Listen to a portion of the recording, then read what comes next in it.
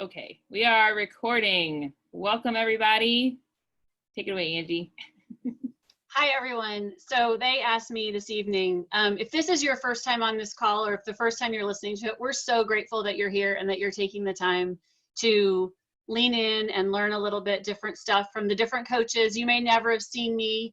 I run my own groups, and so I have different groups from everybody else a lot of the time.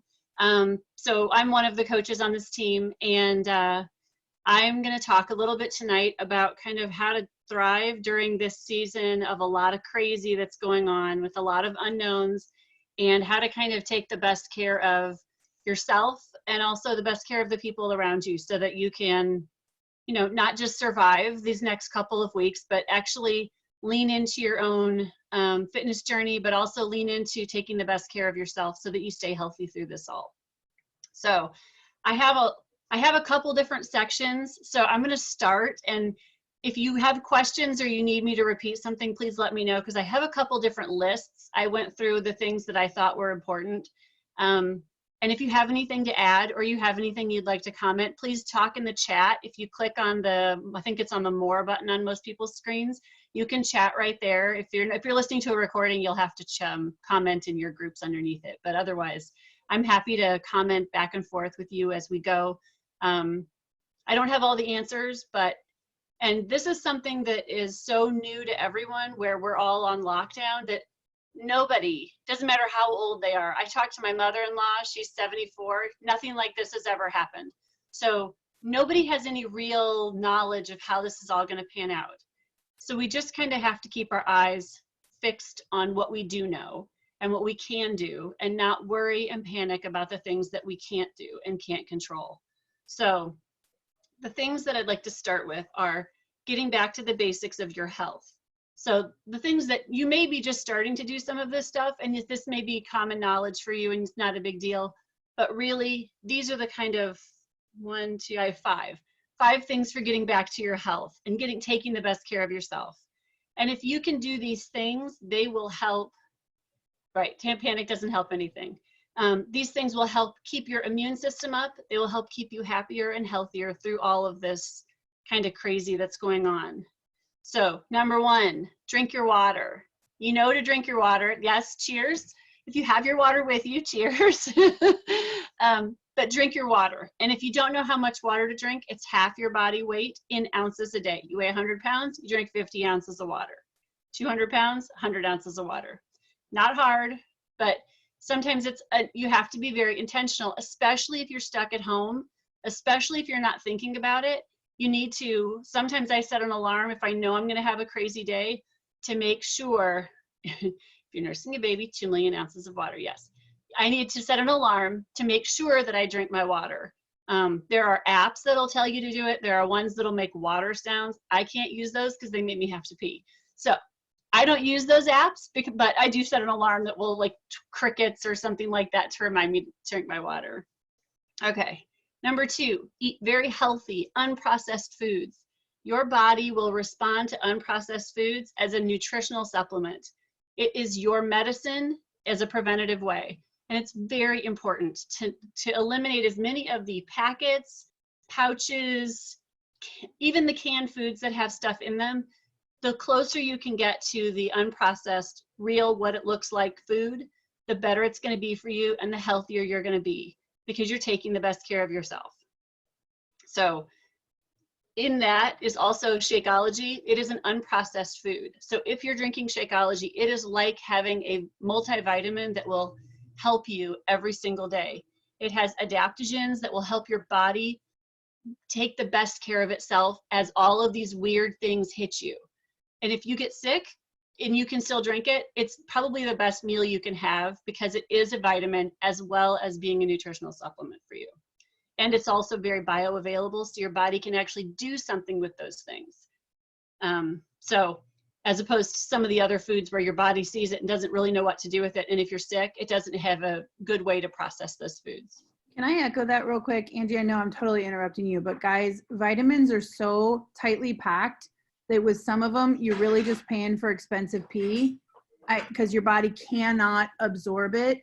And the way vitamins work, if it's not coupled with the right thing, your body can't process it. So that beauty of Shakeology is when she talks about it being bioavailable, it's how it's processed, it's what it's put with, and it's the way that it's presented to your body that actually makes it possible for you to even absorb the nutrients that are in it.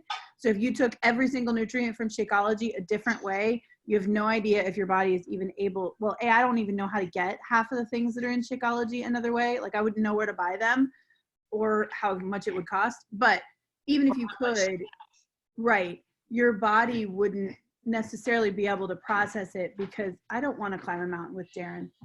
I would probably kill him and then there'd be no more new Shakeology.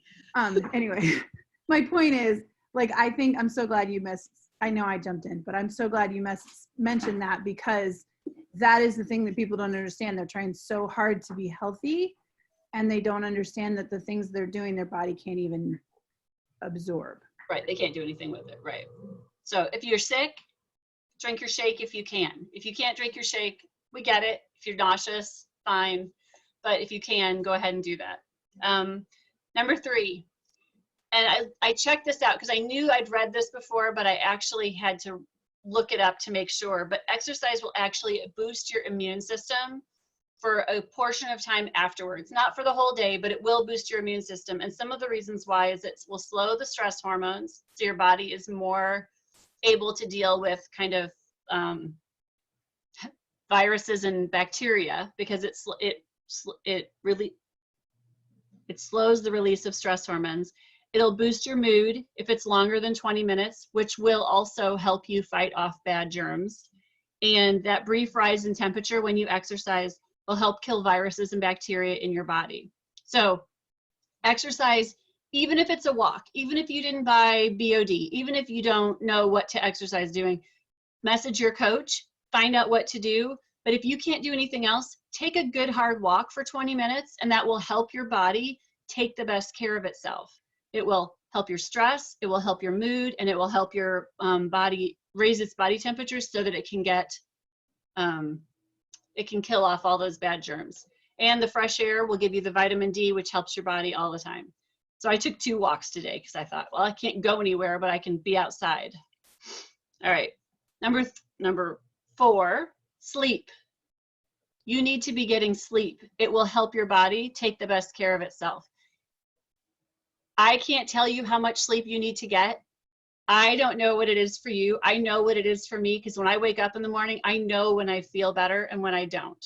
So I know what I need. You need to figure out what the best amount of sleep is for you. It's probably more than you think it is.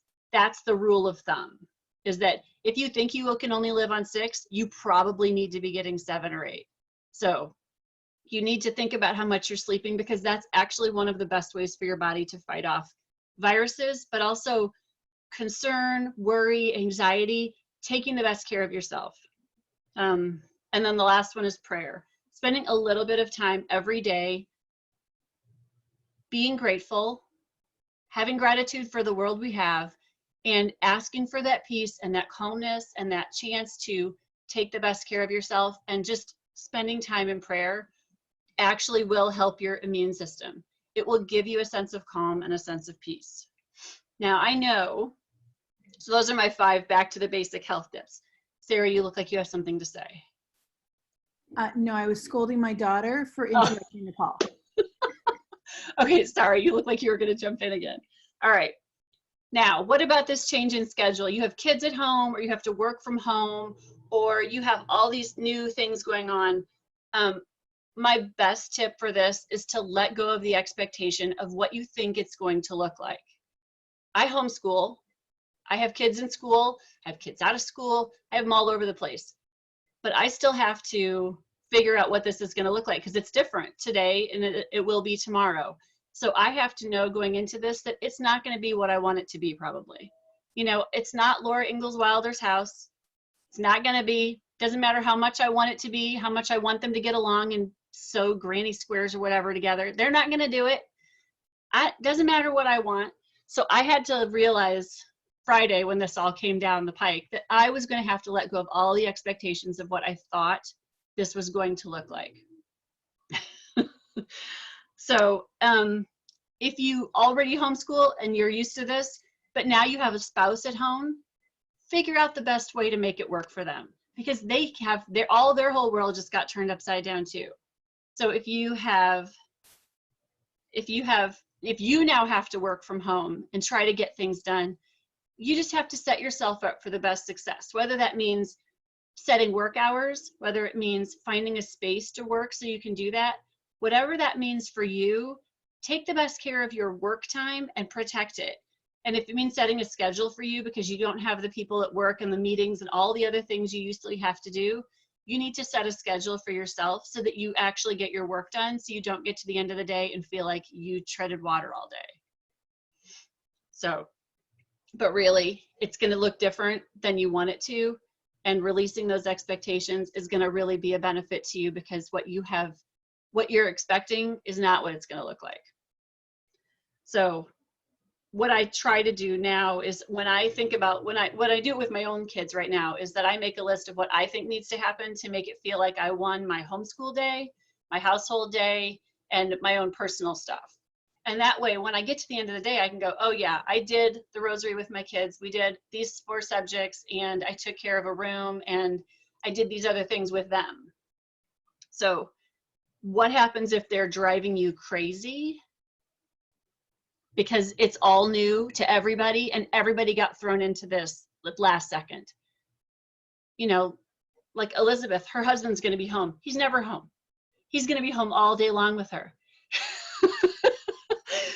But if she knows, like, okay, you're driving me crazy, you need to go take a walk, or I need to go take a walk, like, have an emergency checklist of things are hitting the fan and I have to figure out what to do. If you have a list of 3 or 4 things that you can turn to that will check you out so you can take a time out and everybody's safe, like, okay, I'm going to give them 30 minutes of screen time just so that I can take a break, or I can go pray, or I can go take a walk outside, or just sit on the front step because you can't go anywhere.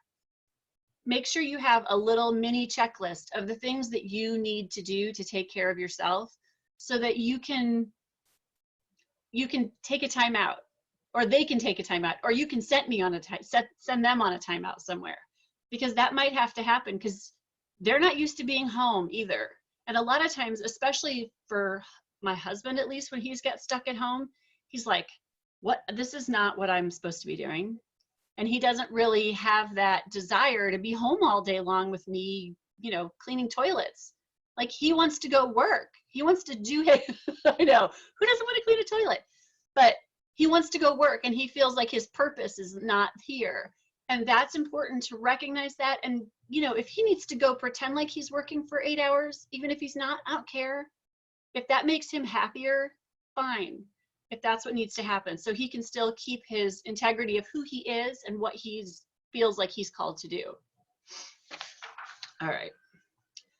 So someone in our group posted, what do I do about people who are panicking on Facebook and it's making me more anxious? And I'm going to, there is a way that you can mute people on Facebook. And if you need to mute people because they are panicking and it's causing you anxiety, this is something that didn't even occur to me, but mute them. You can click on, I think it's the 3 little dots. Oh, shoot, I lost you guys. Ah, where'd you go? We're still here. I still here. I clicked Facebook so I could see if I could make sure I told people the right way to do it. I think if I click, yes, okay, so if you look at the people, if you look at their name, there are 3 little dots, and you can click it and you can say snooze for 30 days. And if you need to snooze those people for 30 days to take the best care of yourself, do that. Because if they're panicking, or they're being rude, or they're being disrespectful, or they're being mean because you bought toilet paper, or whatever, nobody needs that. Especially in a time of pandemic, or a time of struggle, or a time of anxiety, we don't need that. We need to find this light and peace and be a light to other people, and mute those people, snooze them for 30 days. They'll come back. You'll see them in 30 days. They'll still be there, probably complaining. That's okay. You don't need to listen to it right now, though, because it's not going to do you any good, and it's not going to help encourage your peace of mind right now. Okay. Now, I have teenagers, So, and I have little kids and they all like to have play dates. So what I'm having them do is I'm having them do Zoom and FaceTime and Skype play dates. They carry the phone around the house and they're like, look at my Lego creation, look at my Playmobil setup. And I don't, whatever, they take my phone for like a half hour. But they have this time to connect with their friends. And that way they have that chance. And you can do the same thing with your friends. This is not just for them. This is for you too. So if you have friends that you usually see, you can have coffee with them on a video call. And you can take that time to spend time with them. And it's really important because people think that everybody else is doing okay, but really everybody needs you to check in. Everybody needs that. And this is our chance to kind of shine the light on this. We can reach out and be more friendly and check in with people and see how they're doing and ask them if they just want to have coffee for just a little bit. And that will help you. It will, that kind of thing helps your immune system. It will help them. It will help everybody around you because you'll feel like you filled your cup also. All right. Let's see. Oh, this one. Think about how your body responds to stress on a regular basis. So if you get an upset stomach, if you get anxiety, if you get constipation because of all these things, start doing proactive things now. So if you get constipated because you're anxious, because of stress, buy some prunes. Start taking care of yourself now. And I know it sounds silly and I shouldn't have to talk about this, but goodness sakes, if you take care of yourself now, your body will be functioning better so that you can take the best care of yourself through all of the stress. But everybody's body responds differently. So whatever you do usually, make sure you have been start doing those things now. Yeah, so extra magnesium, smooth move tea. Oh, Sarah pointed at me, what? So whatever it is that you guys do that helps your stress levels, whatever you do, however your body responds to this stuff, it's all different from everybody. Wine. No, not wine. That's not going to help your immune system. All right, sorry. All right. So those are most of my tips. I have a little bit more. Really, this is all new and different. No one's ever been through this before. But if you go into it with a plan and you play offense instead of defense, oh, Sarah Kroger, drink your water.